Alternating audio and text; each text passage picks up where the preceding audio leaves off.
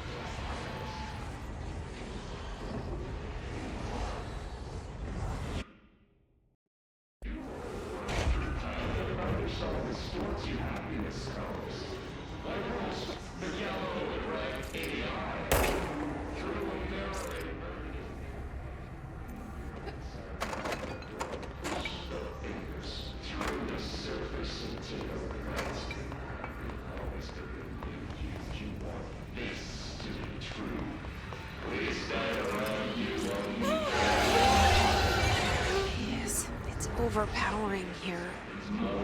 You don't want me anywhere near it. With you on that.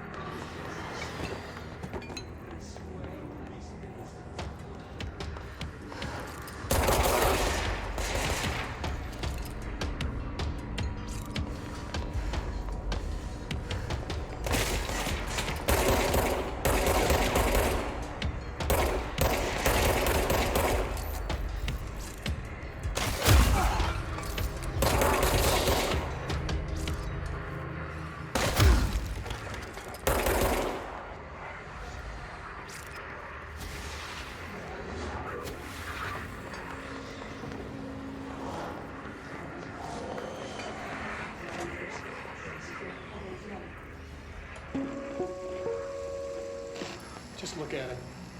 8 inches wide and capable of storing a whopping 80 kilobytes. Stolen by our friends at the CIA, the disk held the launch codes to Soviet nukes. This is not the disk, of course, but one exactly like it. A perfect fusion of concepts vibrating in the Cold War era collective unconscious. A receptacle. It is a receptacle for dangerous energies to hone in on. And they did. We don't have the details, but when things started flying around the disk, it was transferred to us. It's an object of power. OOP. Oops. Oh, and it can launch things telekinetically through the air. To date, we've launched maybe 3 dozen pencils. And once, we even launched a cup.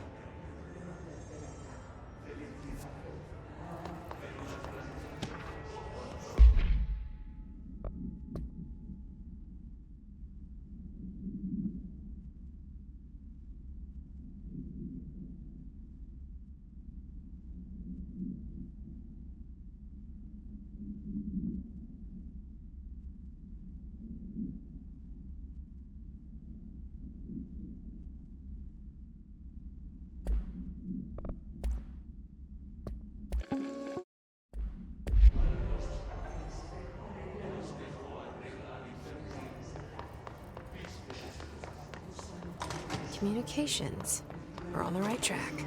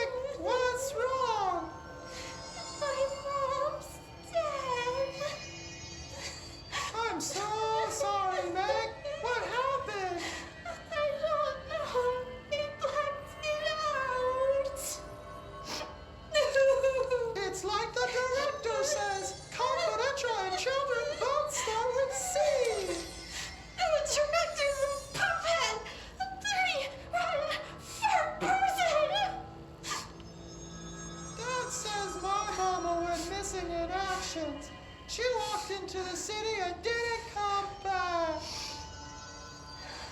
I don't know what missing in actions is, but I sure wish someone would find her. I'll help you look, Topher. We'll find your mama together.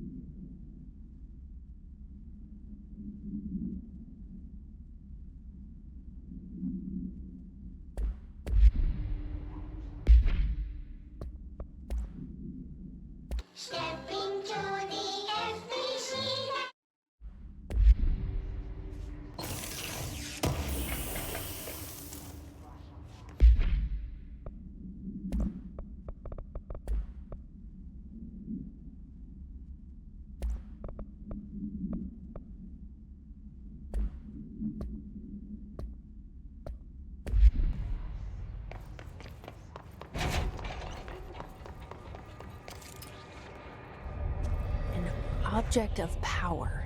Looks like the hiss have latched onto it. We need to cleanse it.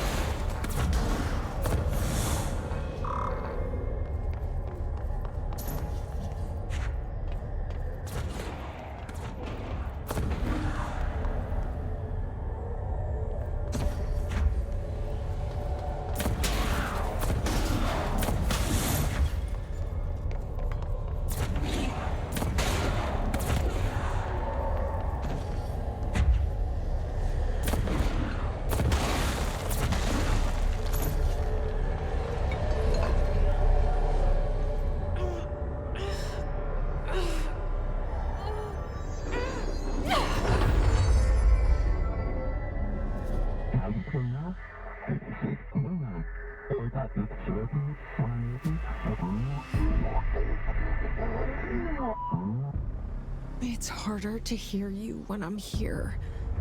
It's like the channel's been changed. The board's in charge here. They're pyramids in the Bureau seal. Are they really the ones pulling the strings? I'm not their director. I'm no one's director.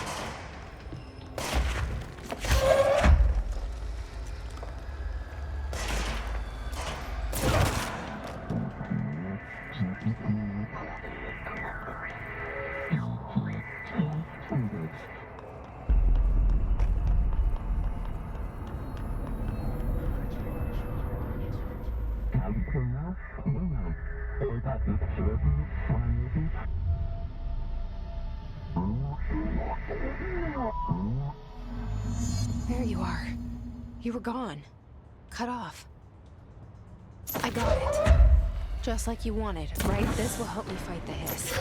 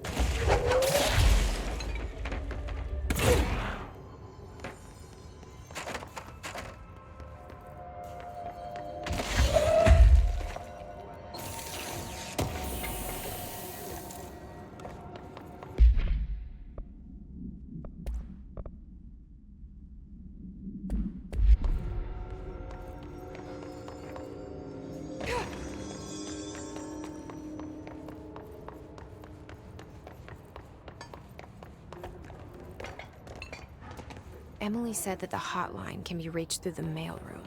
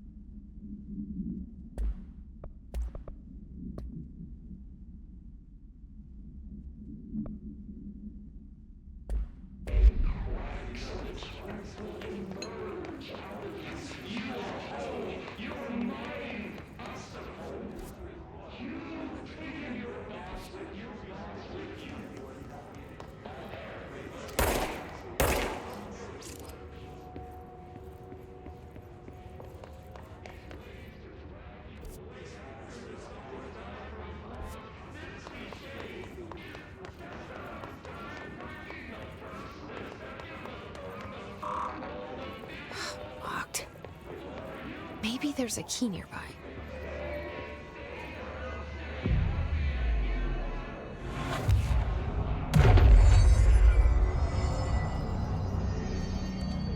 This must open the door.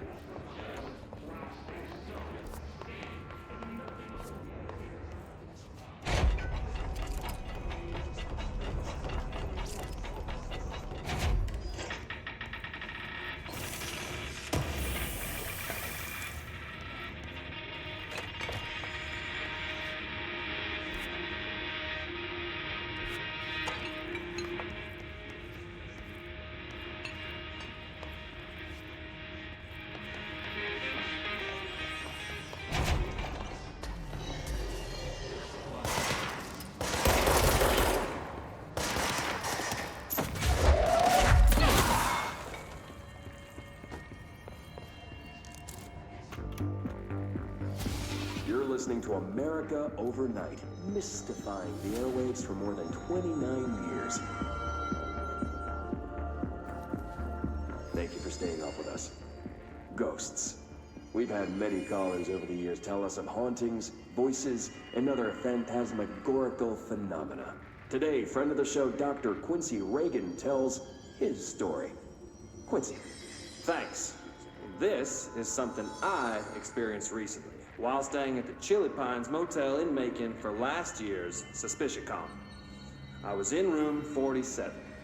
The night manager, an avid listener of the program, insisted I take this particular room.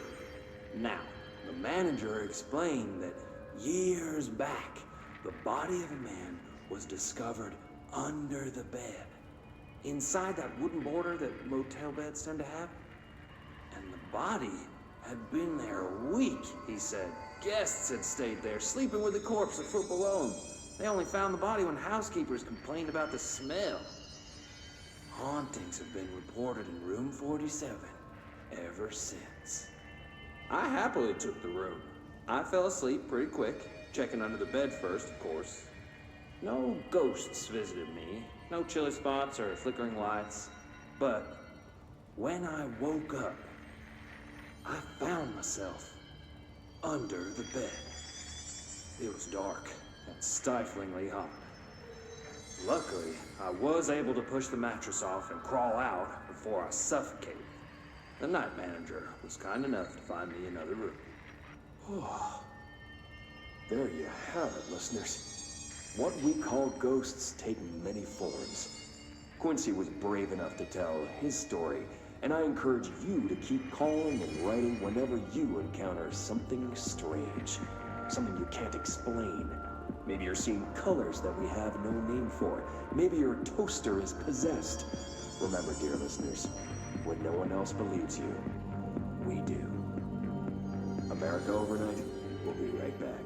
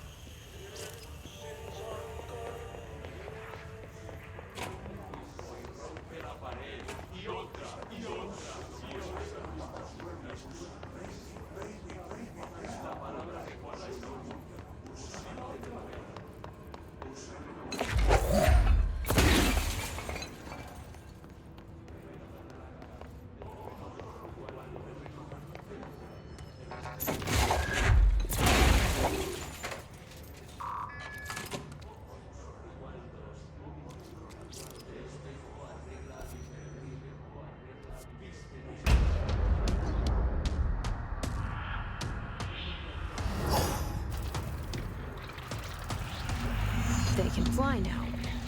Great.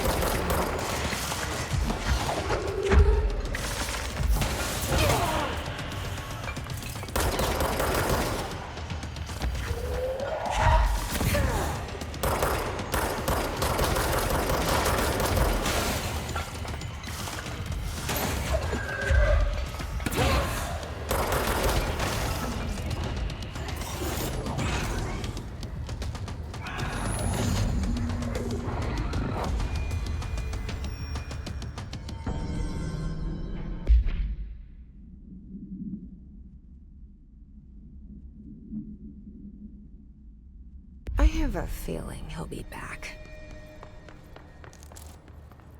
Let's stay focused.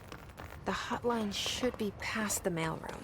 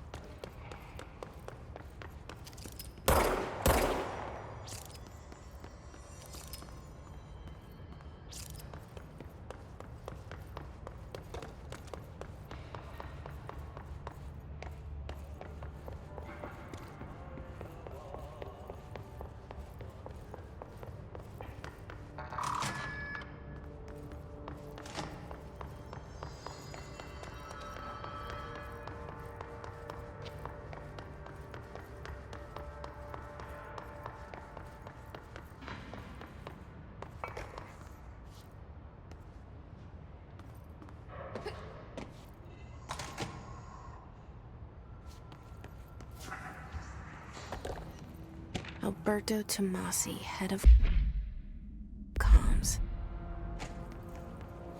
The hiss got him. All right, take this down. The situation in Cuba has been evaluated by the relevant authorities. The mysterious illness affecting the staff at the U.S. Embassy in Havana was caused by sonic weaponry in the hands of a foreign power. Numerous personnel have damage to the inner ear, but most are expected to make a full recovery. Of course, the event also damaged their cellular walls, but we can't blame that on some stupid noise gun. Thank God no local doctors examined them first. Honestly, what are the odds an alternate item to show up inside a U.S. embassy? Talk about good luck, huh? So much easier to... Hey, are you still recording this?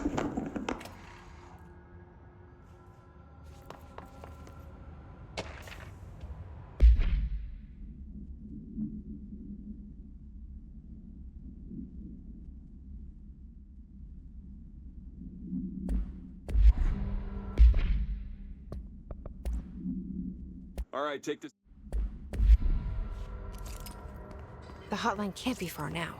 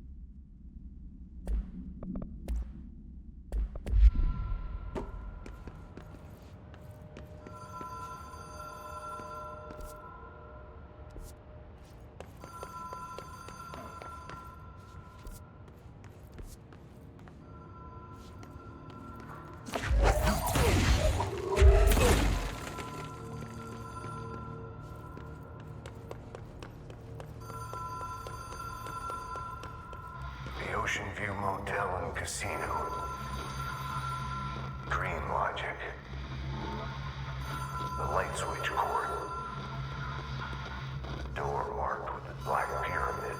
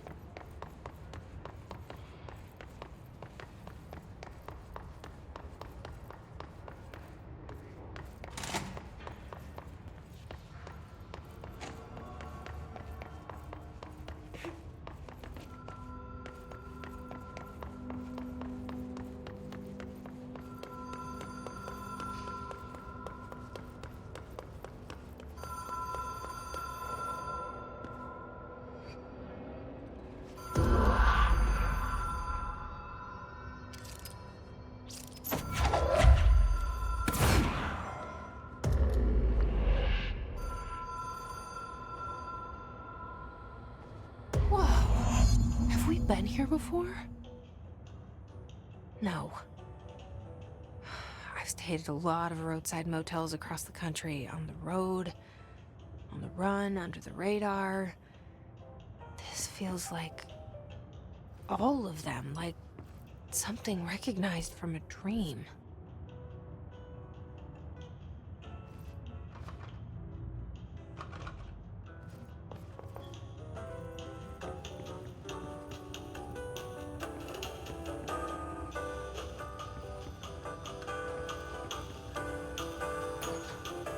Hello?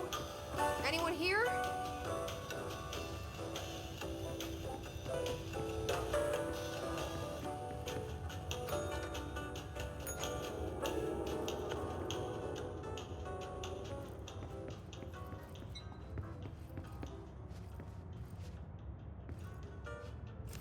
The key has a black pyramid on it.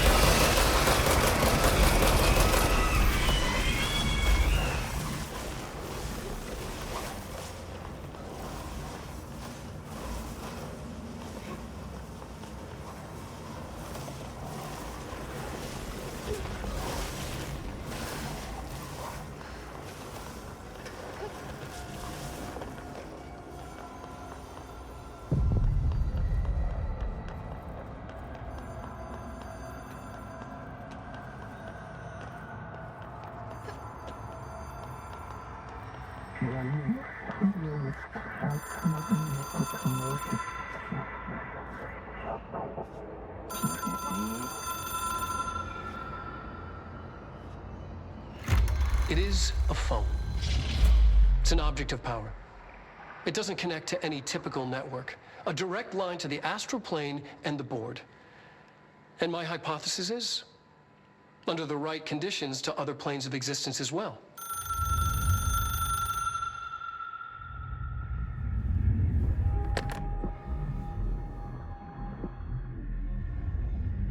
A director needs a team. My management team. These people know the secrets of the Bureau as well as I do. Some even better. Darling, Tommasi, Salvador, Marshall. Marshall especially, my head of operations. She sees right through me. She knows I don't like relying on people.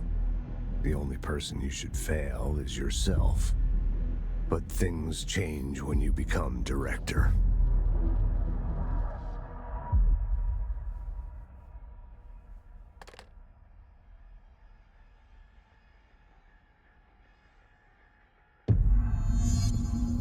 I have it. The hotline. I can reach Trench. Well, listen to him. He feels more like an echo. An echo with important info. I need to get back to Emily.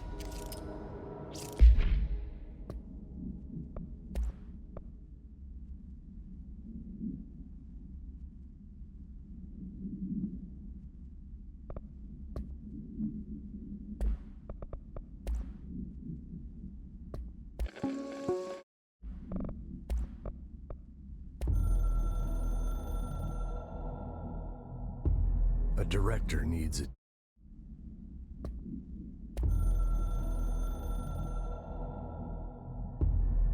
Something's coming. The whispers growing louder. The worst winter storm in Bureau history. A retribution for my sins. Our sins. This threat could destroy the Bureau, everything I've built. Destroy me. A web spun, turning this place against me. I catch glimpses of it in the corner of my eye. It's just out of reach. Elusive. It's clever. A perverse game of hide and seek. Is this part of an attack? Obfuscating the facts. Dimming my eyes. It's hard to tell. I need answers. I haven't heard back from Darling. I fear for my friend, my closest ally. I think we made a terrible mistake all those years ago. That thing he studies is putting us all in danger. It's my duty as director to keep the Bureau safe. It'll be difficult. What's done can't be undone. There's no easy fix. Magical thinking is a requirement for survival. Pain and suffering are mandatory. To change things, you have to break yourself. I don't know if I have the strength. I'm old and weak. I'm afraid. I can see my hands trembling. I'm losing control.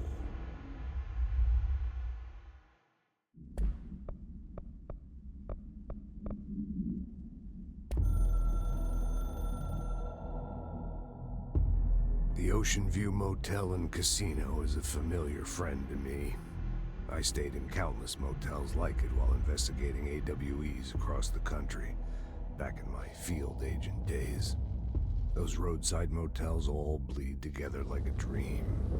Same and not the same. Anywhere and nowhere.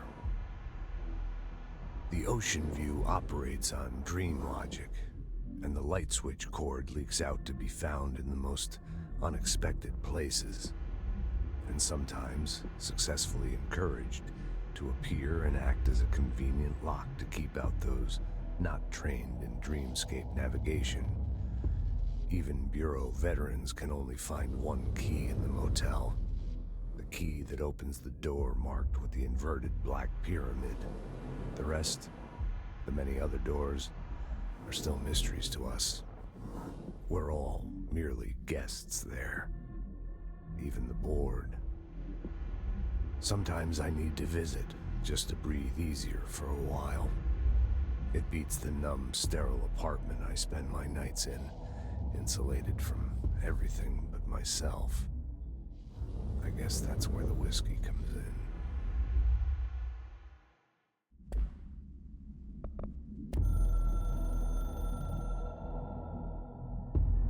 It took us a long time to learn how to stabilize the control points, the ley lines, the meridians of the oldest house. Darling found a way to soothe this beast. We discovered we must cleanse control points of all interference. It's my duty as the director, like Northmore before me. I couldn't manage it in my own house, at my home. I'll damn well do it here. Without the control points, the oldest house would swallow us alive. We'd be sealed inside an endless labyrinth, and no one would hear our screams. If an enemy ever managed to corrupt the control points, it'd be over fast, spreading like a cancer, leaping over the fire breaks like a crown fire. They are the weak point. Darling's right about that. He's wrong about everything else. Dangerously wrong. Suspiciously wrong. Has he been compromised?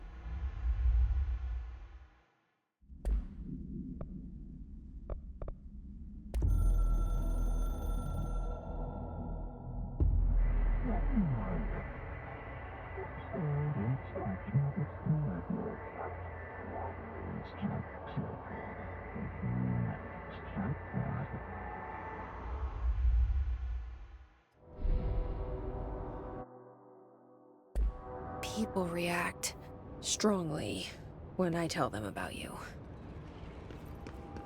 Is it too soon to tell Emily? She might be able to help.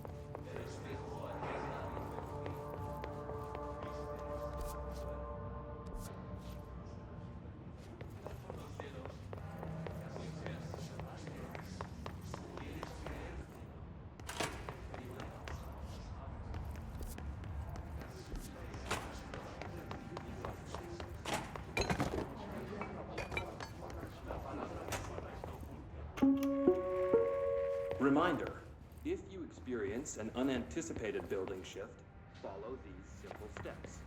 1. Search the room for any altered item or object encountered.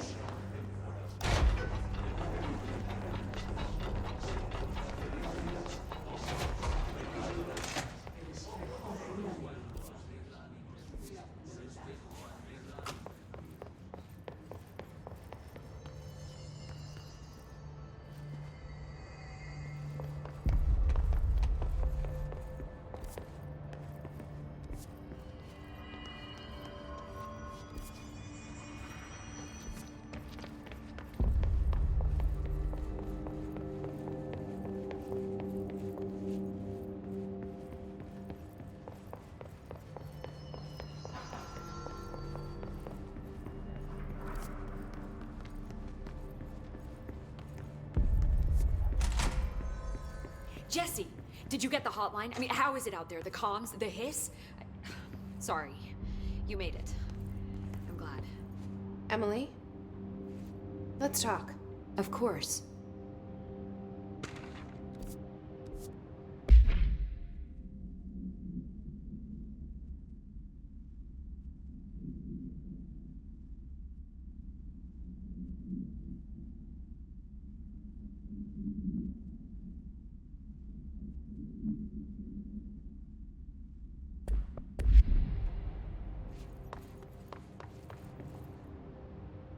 I got the hotline. I can make out what Trench is saying now. Incredible. What did he say? He talked about his management team. People who knew the Bureau's secrets. Your boss, Darling. Tommasi, but he's gone. He's gone. Salvador? He's the head of security. And Marshall? Helen Marshall is head of operations. She's tough, ex-CIA. She took her rangers and went to the research sector to secure the HRA production. She hasn't come back. Someone who could help us. The other sectors. How do I get there? It's impossible because of the internal lockdown. You can perform a directorial override to lift it, but that can only be done in the maintenance sector. Normally, you take the sector elevator down there. It connects all the sectors, but it won't work while the lockdown is in effect. We already got past one lockdown. Maybe I can find a way. Jesse, look, with no prep, no training in this extreme situation, you are doing phenomenally well. And all that and the hiss can't seem to affect you. I mean, I would love to run some tests on you. If you agree, that is. We could find out something that would help us. Tests? I don't know. She might find out about you. But I wouldn't mind understanding more myself. Okay. If you think it will help. Great. I'll check the internal documentation for any lockdown bypasses. We need to get these sectors open to locate Darling and Marshall. And I'll look for a way inside the maintenance sector. The sooner we find one, the sooner I reach this override.